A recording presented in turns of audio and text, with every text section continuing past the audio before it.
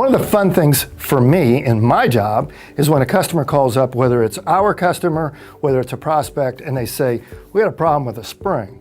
We got a spring here that's not doing its job. The problem is it meets the print and we don't know what to do. Do you have time for us?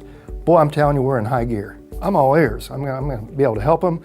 A perfect example is you make a spring, it's been designed for you, it's not highly stressed, it's a great product. 2 years later, someone says, hey, this isn't working. This new batch isn't working, but it meets our print.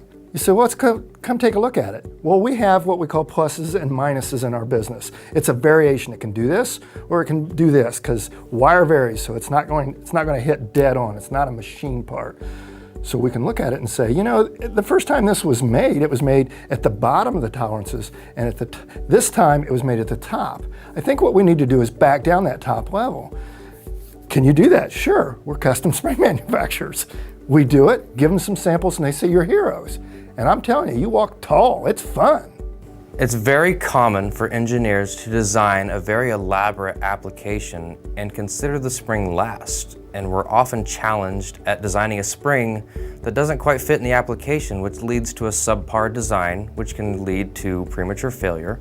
So sometimes it makes sense to think of the spring first. You come to me as an engineer, you're designing an engine. You need a little spring. That little spring is a very small percentage cost of that overall machine. You give to our design engineers who this is what they specialize in. They're going to make sure they understand the environment the spring is going in, what kind of material they need to use, what process it needs to go through. So we're going to make sure that we give you the most efficient spring for what you need so that you're not paying too much or you're not paying too little and not getting the output you need. We specialize in low run or small run product and medium run. Most of that stuff doesn't go offshore because of that. It just doesn't make sense. However, occasionally things will. And every great once in a while the phone will ring, hey, you know, you guys used to make a spring for us. We'd like to have you do that again. I said, well, give me more information, you know. Do you have a print? I need some EAUs. And I don't need a quote. You know, you guys never let us down. We took everything offshore.